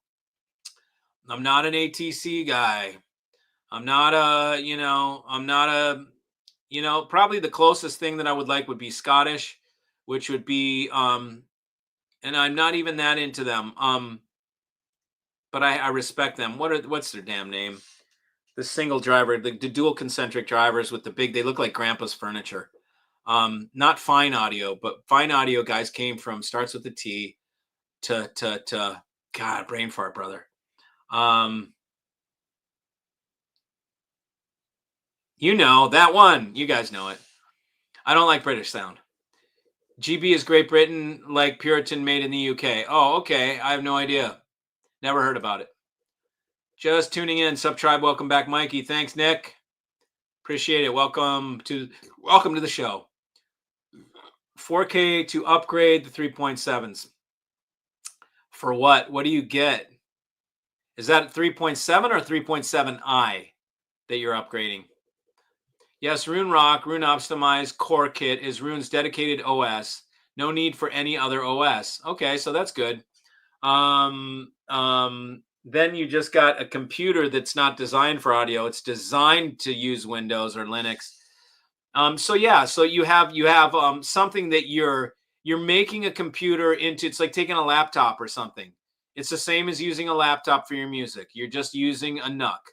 So there's really no difference. It's something that's not designed with music in mind. Whereas the the streamers that are music streamers, they're designed with features that are baked in that make it better for audio playback than a typical computer. So that's typically why there's a price difference. Fisher and Fisher have any plans to make Slate subs? No. Not that I know of. Akora is making bookshelves for 15K. Oh, okay. There you go. Okay, so that's good to know. So they're bookshelves. See, it's like excellent. As long now that as Tall Paul asked, that makes me happy because it's going to make so much easier for me to sell my, I'll have to mark my $4,500 bookshelves from Fisher and Fisher up to $5,000, because theirs is 15. I could put them side by side. We could do a shootout. For 15 grand, you can get a floor standing 370, SN 370. That's one, 2, 3, 4. The fifth one up from the bottom. You could get a floor stander from Fisher and Fisher for 15K. So I've got the speaker value for an exotic speaker. I've got that market cornered. Nobody can touch it. Who took you out for the best dinner? Probably, let's see, what was the dinners that we had? The first dinner we went to Seasons 52 because I just wanted some shit that was healthy. And I know it's a chain, but everybody was there. It was so funny. We saw all the other people there. We sat right next to Ted Denny and his group, and then Inez from Voxdiv was right over there. And then the second night, that was Friday night. Thursday night we got in late. Friday night was Seasons 52. Saturday night was Cuban food. That was mediocre. I'm Cuban, bro. I lived in Miami. So that Cuban food, which rated super high, it was fun to eat, but it was mediocre. The best food though, we found a killer Jewish deli that was really more of a bagel place. And we got just such good bagel. Oh my God, bagel and whitefish salad. One of the things that I just freaking love. Smoked whitefish salad and a scooped bagel, a scooped everything, or a poppy or a sesame, but proper bagels, man. His bagels were proper. It's hard to get proper bagels. If you guys haven't had a proper bagel, go online and order some shit from Katz Deli in New York City. They'll ship it to you. Get a proper New York bagel made with the New York water. You'll understand what bagel's all about, man. I mean, nothing like it. They're so good. And I don't eat, I stopped eating carbs after my thing, like bread stuff, like gluten. And so, oh my God. So it was like double more enjoyable because it was the first like bread product I had eaten. I ate. And then the second morning we tried a croissant. And I got egg on it, right? I wanted egg and croissant. And they gave me the egg separate. So I was like, okay, I'm just going to eat the egg, right? I'm trying to be healthy. So I just ate the egg. And then I didn't eat the croissant. And then later on, I wanted some. I took a bite off it, and it just tasted like freaking oil. It was just oily. Normally, I love croissant, and all of a sudden, it tasted like oil. It was gross to me. I was like, this isn't even good. And normally, I love that piece of bread. But the bagel, man, that shit was right on. I was like, oh, doggy. I was like in food high when I was eating that shit. Don't fuck with me. Don't talk to me. Don't fuck with me. I'm in a zone. Like, let me zone out. Like, you know what I mean? That's how good it was. It was that good. It's like I'm eating all the little seeds out of the paper and getting the little tidbits of whitefish salad, getting it out of the paper. I could have eaten 2 of them easily. So good. Les Loss Wood Ladder DAC looks interesting. Can it match the Nat Amp well? No, not at all. I've had the Les Loss. It's Panzer holes. It's not wood. It's Panzer holes. It's a phenolic layered paper with doped paper. I had it in here. It's not that. It's okay. I beat it with much lesser DACs than Les Loss is a freaking cable company, bro. Why are you going to a cable company to get a freaking DAC? Go to a DAC company. Playback Designs is a DAC company. Would you buy Playback Designs power cords and say, oh, it's the best cable because the DAC company made power cords? What if Playback Designs started making, some subwoofers, would you want to playback? I mean, it just doesn't make sense to buy a DAC from a cable company. Buy it from the DAC specialist. A DAC is a very hard thing to build.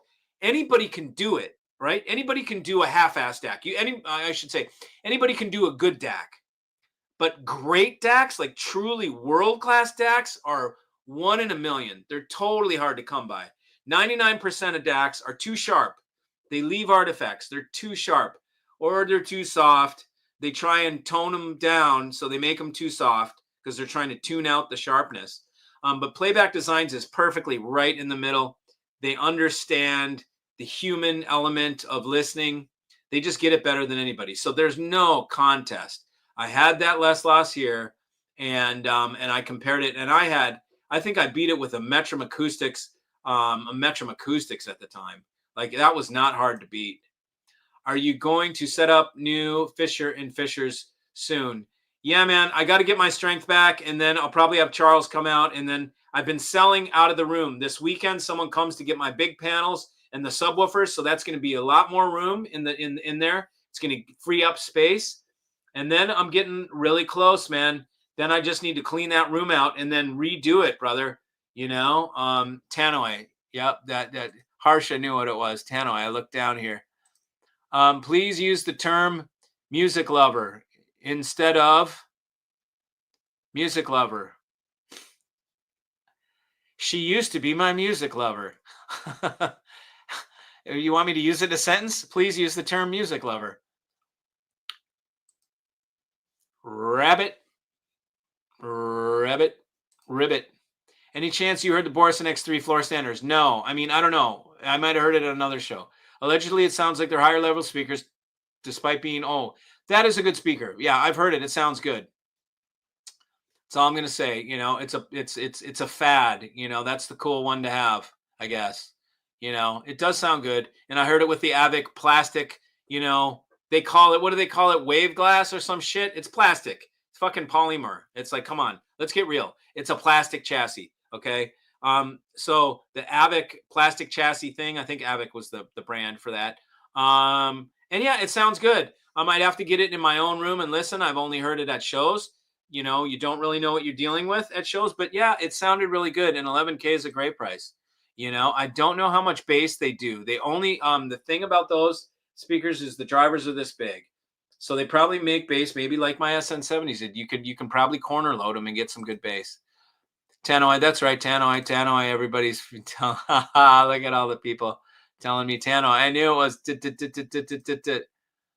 What's my opinion on Totem Acoustics? Was a great 2-channel speaker that went into a great corporate decision of making speakers for home installs and all that kind of shit, and they became corporate, so they petered out. I would never consider them high-end audio. I would consider them great for home theater. I would consider them great for, you know, speakers to put into your hair salon, you know, custom like commercial installs, things like that. Totem went the way of, like, who else went that way? Klipsch kind of did, but there's a couple brands that they fully embrace the custom install market because they make more money that way.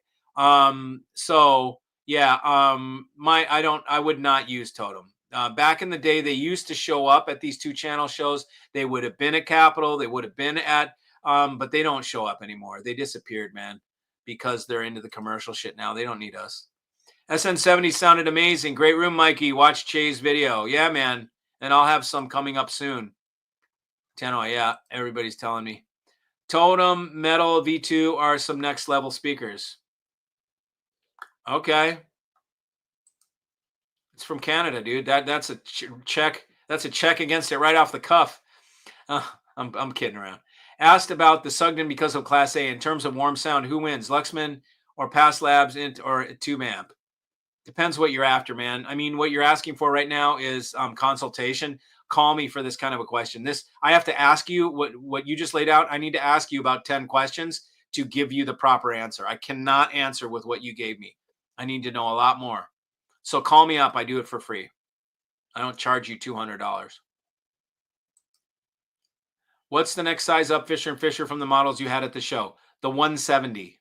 So I had the 70. The 170 is a floor standard. Their smallest floor standard. So it's just going to get a little deeper bass. I think it's still the same 2-way with just a bigger cab. So you get a little more bass output.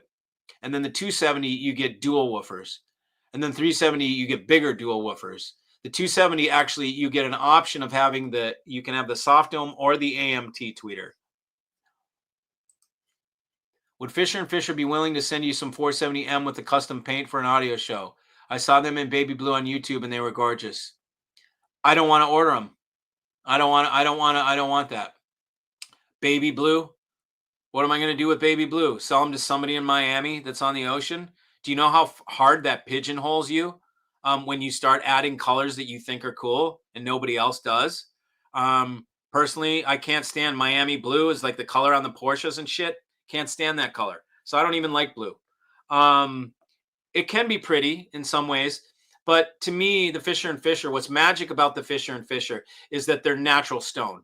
Once you cover them with paint, that shit could be MDF, could be the cheapest bullshit cabinet you've ever seen. There's nothing exotic about it at that point. It's just another blue painted speaker, just another speaker that's been in a spray painting booth and they painted it and put clear coat. They do that with every piece of shit speaker out there. So there's nothing to let you know it's unique.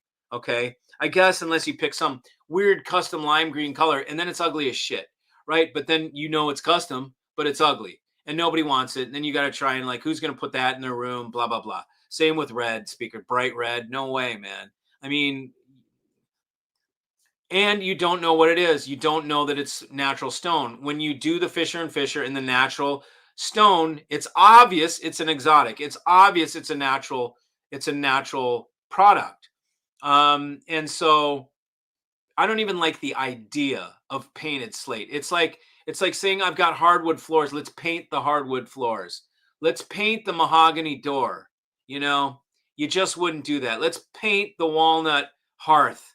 You know, no, you just don't do that with certain materials. So to me, you don't paint natural slate. It's sacrilege. You know, whatever. You want to order them, buy them from me. You can order them in any color you want. You know, and you can bring them to the show. I'm not going to do that. I'm not going to cheapen it by painting it. I think it cheapens the brand. Sugden 821 SE is very good. Cool. It's on the warmer laid back side and probably more like past labs. Luxman is a bit more accurate sounding. Okay. I've heard Luxman. I think it's pretty good. You know, looking a look better, man. Looking a lot better, man. I guess that's what you're saying. Thanks. Mikey, do you do your cables with bananas? I have Maggie's. No, I don't. And I really don't want to go into the damn shop and make them. You could probably convince me to do it. You know, you could, if you order a pair on my website of the new cables, I will cut off the spades, at the Maggie on the amp end, and I will put on bananas for you. And I'll do it for $10. I'll do it for $10. I could do it for $0, but I just figure I'll do it for $10 because it sounds cooler. What is your take on Michael Yee audio? Have no idea what it even is. Never even heard of it. Mikey, fitting out a church. Need your power cables. Those beat everything. Well, call me and talk about the order, bro. Whenever you're ready, we can talk.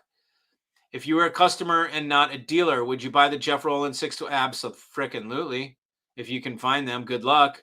Or wait for, there is not, I don't know that they're, the 555 doesn't have enough watts for the price. So you're a price per watts. You know what? I know where you can get a Chinese built amp at the swap meet that has 5,000 watts and it's only $249. Okay, Byron, let me talk to you, Frank. That's some stupid ass shit. Okay. You should never think watts for dollars. That's just a total newbie, uninitiated, and don't let me make you, I'm not trying to make you feel bad, but I'm just trying to put across the strength of what I'm telling you. Watts for dollars is stupid. Okay. That's how I hook you. If I want to sell to dumb people, I make it 1,000 watts for $500. Then I sell to dumbasses because they're not even looking at quality. They're not even asking how good are those 150 watts. They just want more watts. Second of all, watts don't mean shit without current. Okay. Speakers take current. They don't take watts. Okay. So 50 watt class A is going to beat the living shit out of a, say, 500 watt class D because it's got more current. It's got more push to it. And I'm painting a picture. So, you know, go, oh, well, it would have to be a 400 watt class. Couldn't be a 500 watt class D. You know, you get the picture of what I'm trying to say. The 555 is a sick piece of equipment. Second of all, the 625 S2 replacement will be 25 grand. There won't be any $18,000 bullshit anymore. Those days are over. Okay. So I'm guessing a 625 replacement will be 25 grand. That's going to be my best guess. If you can find a 625 S2, buy it freaking immediately. Do not hesitate. It's a freaking awesome amp. Freaking awesome amp. Typically, you can find them used for 10 grand, maybe 12 grand. Jump all over it. Jump all over it. It's a sick piece of equipment. So I hope that answers your question. And sorry it was hard on you, but it's like having a child. I had to scold you a little bit so that you remember it. Because if I don't come in hard, you might think it's not a serious thing. I have to come in hard to leave a sting so that so that it sticks in the memory. So how about musical? I don't like musical fidelity. It's not my thing. Just like PS audio, I don't like PS audio. Just like carry, I don't like carry. I don't like, there's a handful of stuff I don't like, but musical fidelity, not my cup of tea. Some people like it. Audiophile, music lover, audiophile, two different things. Should I use audiophile in a sentence? Well, I have a Lin Accurate DSM. Boy, was that a mistake. Oh no. So underwhelming and was expensive for what it is. Of course, a Lin is a lifestyle piece. Okay, so that's something that looks super cool and has a cool name in history, but it's a freaking record player company, right? It's a turntable company, as far as I know. Yeah, they've created a bunch of stuff, but it's lifestyle product. It's like Name, total lifestyle product, like Bang & Olufsen, lifestyle product, Devialet, lifestyle product. That shit doesn't hold water when it comes to being a true audiophile piece. Neither does Name, neither does Devialet, neither does Bang & Olufsen. They're none of it's audiophile shit. It's lifestyle equipment. It looks badass as hell. They're super slim and sleek and cool and nifty, and they're cool, and they fit together and they stack in their own little stacking formation and whatever. That's lifestyle shit. So I'm sorry that happened to you. I'm sorry. You know, if you'd like me to help set you straight, I'm happy to do that. Instead of, oh, no, it's not. There is no music lover instead of audiophile. They're two different things. Music lovers and audiophiles are distinctly different. I'm looking for a great phono stage. Nat Audio, NATAUDIO. And I sell it. That's why I recommend it, because it's really good stuff. I just wanted to give you props for playing Prince during a demo. Yeah, man. Muse to The Pharaoh is a great track. Yes, totally. I never considered it an audiophile track, but I've since added it to my audiophile playlist. There you go. Byron, were you the dude in the room? Were you? Did you have dark hair? Were you in my video that I just showed when I held the phone up? I remember someone saying their name was Byron. Did we meet there? Because I can't. I think I know who you are. What about Neat Acoustics? Love those guys. Bob Sergener. Never heard of them. I've listened to many demos using various speakers on your channel, but I could not believe how good your MagnaPen LRS with subs attached sounded. Yes, those are really good, man. We might go into production with that whole deal.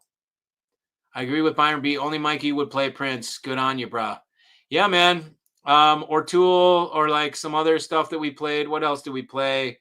Can.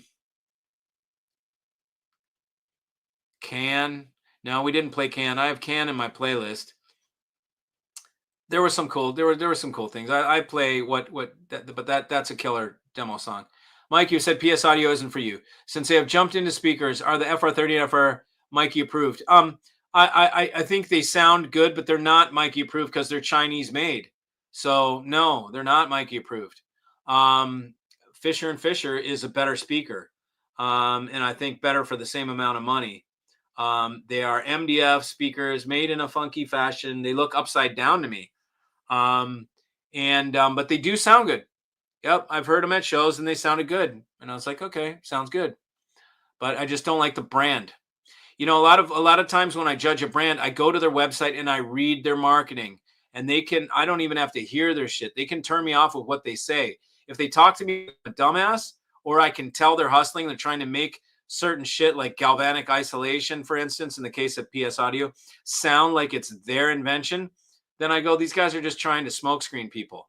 You know, galvanic isolation is in every USB sender and receiver. It's part of the protocol. So to say our stuff uses galvanic, we incorporate you know, a complex thing of galvanic isolation, you're like, oh God, you're trying to take it as yours when it's a default, you know. That's like what turns me off. So I can get turned off just by reading their marketing and going, okay, I know who they're marketing to. They're marketing to people that don't know any better. And then you go to someone like Pass Labs and you look at the distortion spec and they say 1%. They don't even give at what frequency, at what how many dB or whatever, like how they got it. They just tell you 1%. They're like, fuck you. I mean, you know, I love companies like that. They just they're not trying to bowl you over with specsmanship. They're just giving it to you raw. That 1% is probably their worst distortion spec on the whole scale, and they give you their worst distortion spec. It's great. I love it. So when I and how that parlayed into that is, so when I see websites that tell it like that, I have much more respect for a company that says 1% distortion on their amps. I like them better because I know they're not trying to hide anything, than the guys that say, you know, incorporating a complex, you know, whatever, galvanic isolation thing, using, you know, whatever, try and make normal shit seem like it's theirs. If you want high watt amp, QSC, PA amplifier, but the sound is not very refined. Yeah, I mean, exactly. If you want watts for dollars. No, I did not attend. You played Prince for Jay's Audio Lab. Oh, okay, cool. Right on. Yeah, I did meet a guy that came in that was Byron. Bob, again, small outfit. All musicians make their own mid drivers, etc. Okay, cool. Thoughts on Golden Ear Triton? I got no thoughts on Golden Ear. Never even heard them. I know who they are, but I've never heard them. They really do a lot of magazine ads. Osborne's. I have no idea what the fuck that is. I love my Past Labs. Their website is something they need to work on. Yeah, their website's great. They don't care. You know, they're not trying to blow you over with the marketing glitz. So that gets, I have respect for that. I have respect for the more simple websites than the ones that are super complex with all these graphs and drawings and scope pictures of the scope. None of that stuff means anything, man. It's all just fluff. What means something is what it sounds like, you know. Any new brands coming to 11 Stereo soon? I've got a couple on deck. I will let you guys know. There's a speaker coming that is a 8 ohm over 90 dB sensitivity speaker. That's what I needed in my lineup. I needed something for the tubes. Like, I mean, the tubes can work with, the bigger tubes can work with, but I need something for single-ended triode. Like, you know, if I'd had at the show, I'd have had some 90 dB plus speakers that are 8 ohm. It would have been even better. Just sound wise, I could have had some more. Well, you know, couldn't have really had much more bass, but it just works better with, you don't have to turn it up as much. We did kind of have to dig to go into the volume a little bit. When we wanted to play loud, we kind of had to bury it. But it did it without clipping, man. You know, it was pretty good. Got to support the guys who make their own equipment, like Watch Movements. Yeah, like Jeff Rowland, like Audio Analog, like Fisher and Fisher. You know, all my brands make their own equipment. Do I like Rogue Audio? Yeah, Rogue Audio is a great tube brand, good value, made in USA. Your take on the state of American-made equipment? I don't really know the full state of American-made equipment. I think it's petering out, unfortunately. I just don't think there's much future. I honestly think I'm a little concerned for our industry where it's going to be in 10 years. All the good shit and the good guys are old dudes, okay? There is no real young guys making good shit that is worth a shit. I mean, there's young guys doing shit like Geshelli Labs, like Shit Audio. You know, those are the young guys. They're doing inexpensive stuff. I don't know any young guys doing you know, heavy duty design work. You know, they're all old dudes.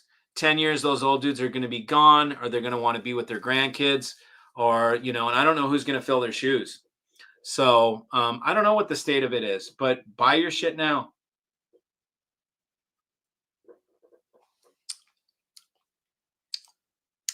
Mojo Audio, Ben Zawicki. I don't know much about him. A unique bird, that Benji. I think he makes some cool designs. You know, it's handmade stuff. It's like kind of DIY-ish. Maybe it's different now.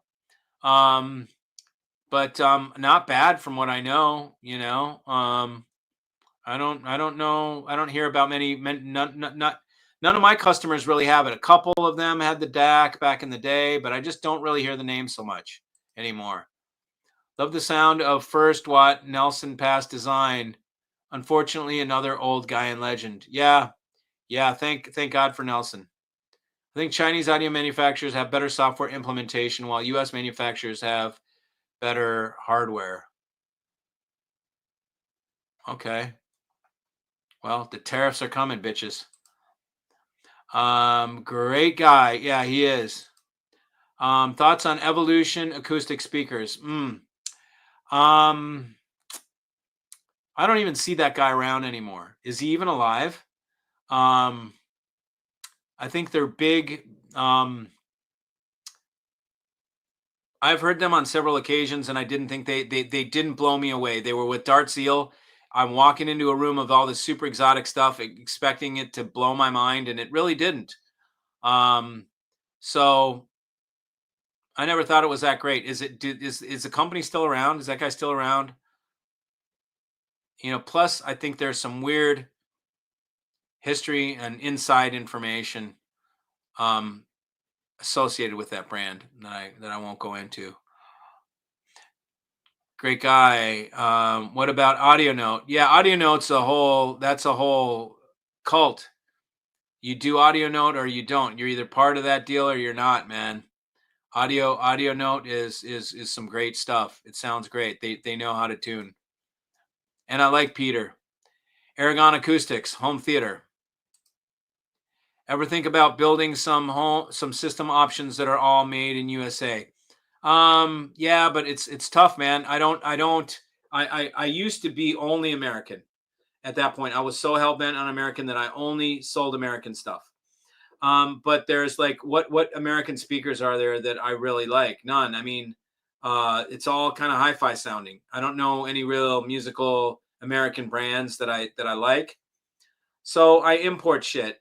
The other thing is I like to have a lock on my brands, because they're indiscriminate or what unscrupulous other dealers that love to discount because they're desperate, because they are desperate, crumb suckers, will discount stuff. So I don't like to sell anything that anybody else has.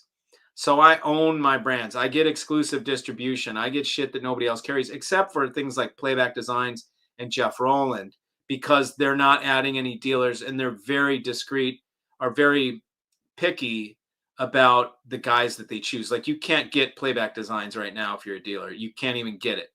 Okay. Jeff Rowland, you'd be lucky to get it.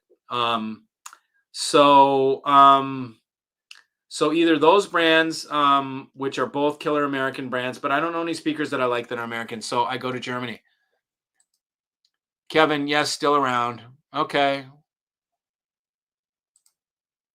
Lamb Audio, was he at the show? Harsha? Lamb Audio, Westlake Audio are my faves. Yep, Lamb is good shit, but Vladimir's gone. Good luck with that. Westlake is some good shit for the studio monitors, right? And finally, Duvel. Never even heard about it, man. Talking all this stuff that never heard of. Painted Slate, you said it perfectly. An insult to the beautiful material. I agree. Yeah. Why don't you like DeVore speakers? I don't care about DeVore speakers. I don't like John DeVore. So I don't even get to the point of listening to his speakers. I don't like him. So I'm not going to even listen to his shit after some personal experience with the guy and how he is as a person is a douchebag, complete. So Devore's never going to have a chance in my life. It's just never going to have a chance. Just like the dickhead from Boulder, you know, I have personal experience with that guy on several occasions. And I told myself early on, no matter how far I get in this industry, I will never, ever buy Boulder, promote it, talk about it, anything. The guy is such a prick that I wouldn't want to promote his business. Why do I want to support an asshole? I mean, it's like the same with China. That's why I don't sell Chinese stuff, because why would I support global assholes?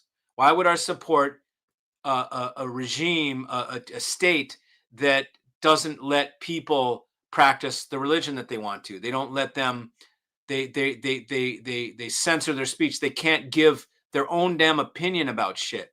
So that's a global enemy to me. That's evil. That's bad. So why support it? So I don't sell Chinese gear for human rights reasons.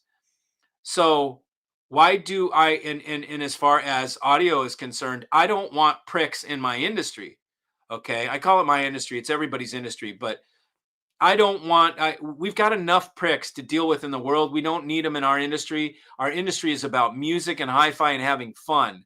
So we don't want douchebags or pricks or shysters or gonifs or whatever you want to call them. Assholes. We don't want assholes. Okay. And so if I meet an asshole, and I know a handful of them, you know, I won't promote their shit. I won't listen to it. I won't give it a fucking chance. And that's where Devore is with me. He doesn't get a fucking chance. Okay. I don't even know how it's be. They could be the greatest fucking things in the world. But from what I can see, they look like audio note copies. That's what that shit looks like to me. I heard from somebody else that's in the speaker company, that has a speaker company. This guy came into my room. He saw what I was doing. He copied. I'm not going to say what part of the design, because if Devore is watching this, then he'll know who I'm talking about. But I don't think this guy's any sort of brilliant magic magician. No, he's just a douche with a speaker company. He did well because he has his boys are in the media. His little friends are reviewers, you know, guys that work for Stereophile. Those are all in his little, you know, group of pirates, compadres, whatever you want to call them.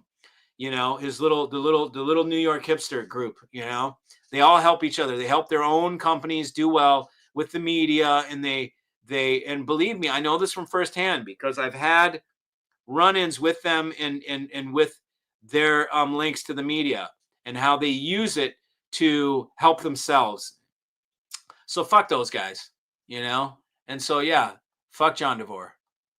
That's how I feel about it. Okay, so let's see. Okay, here we go. Have you heard Ojas? He's a bit younger, not new, cutting edge, but something a bit different. I've heard about them, but I haven't seen it. Harsha said, no, Evolution Acoustics was not at the show. Okay, so how relevant are they really? Duvel, another German speaker maker, cool stuff. Okay, cool. What makes them different? Sorry for the second PS Audio question. I have heard nothing but good things about the BHK, but Jay didn't care them. Have you heard them? No, I don't pay attention. I don't pay attention to PS Audio. If I see the room, I walk right past it. I got no interest in going in there. There's nothing that interests me in the PS Audio room. And I'm not a reviewer, so I don't owe it to anybody to review that shit or give comments on it. So I know I'm not gonna, you know, there's nothing for me to say about it. So I skip the room.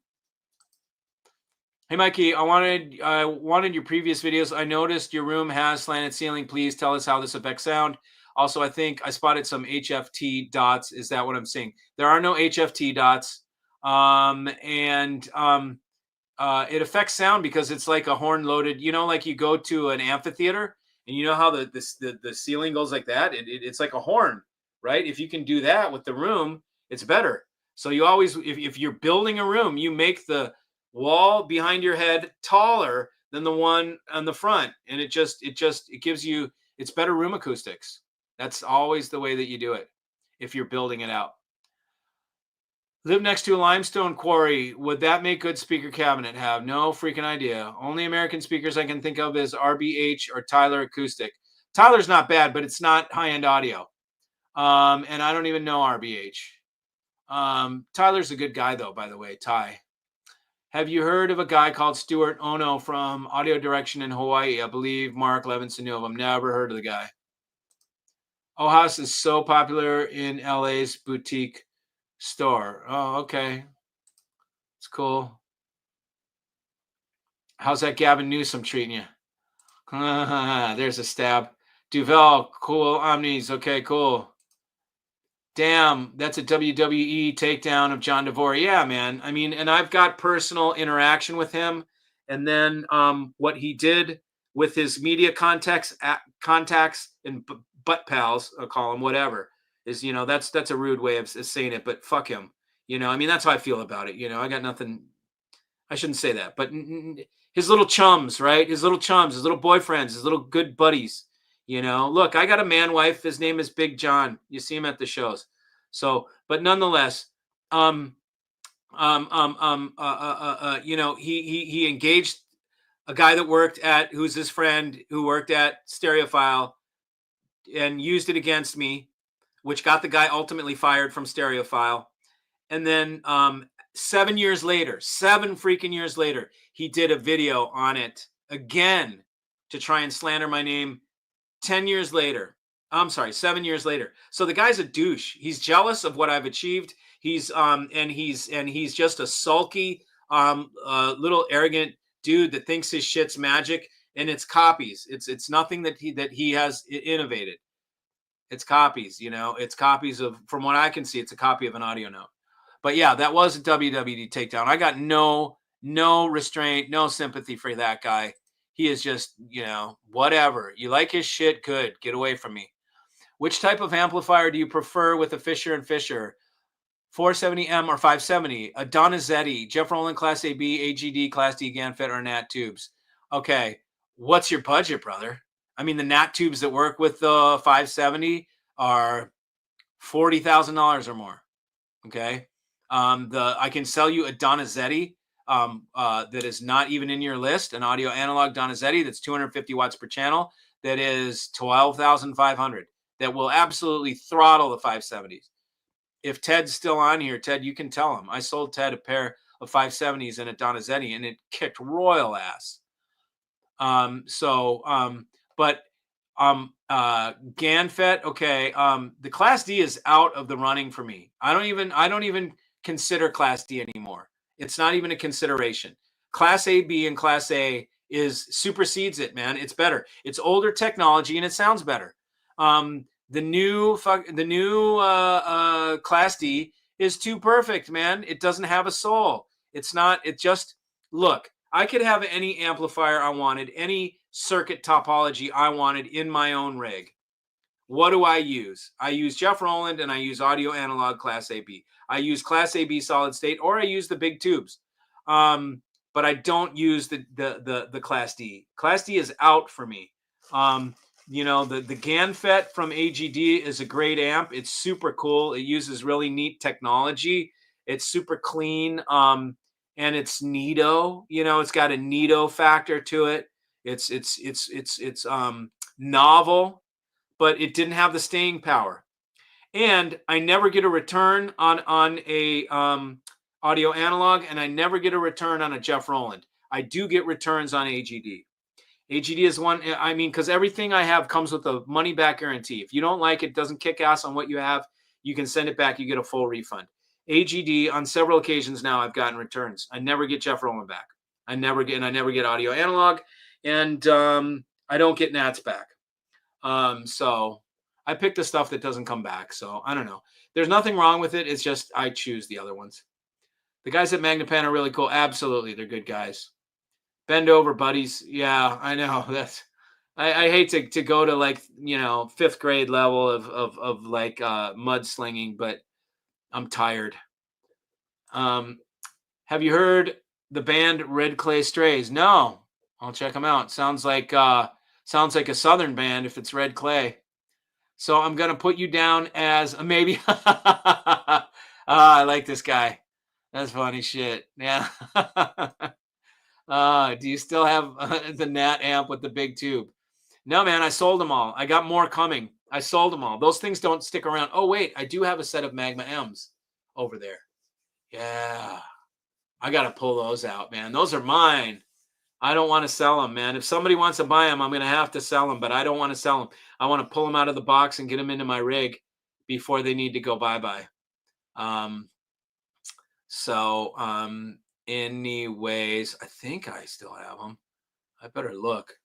But yeah, those things sell out pretty much. All right, guys, 2 hours. I got to go. I'd love to sit and chat for more, but it's 2 hours, and I've got to go. Mikey got to go. So I'm going to finish this non-alcoholic beer and kick back, and then I will see you guys. We're back to the normal schedule. So I'll see you guys on Sunday, guys and gals. I'll see you on Sunday.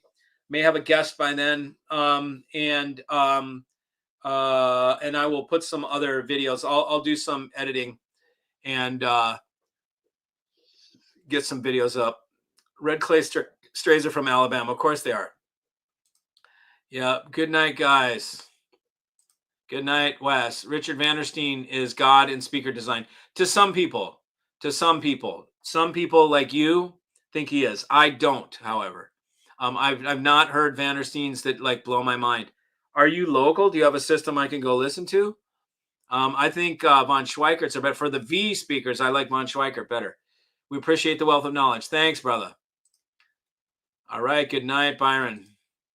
Night, Charles. There he is. Okay, man. So I will see you all on Sunday. Hope everybody has a great rest of your week. See you.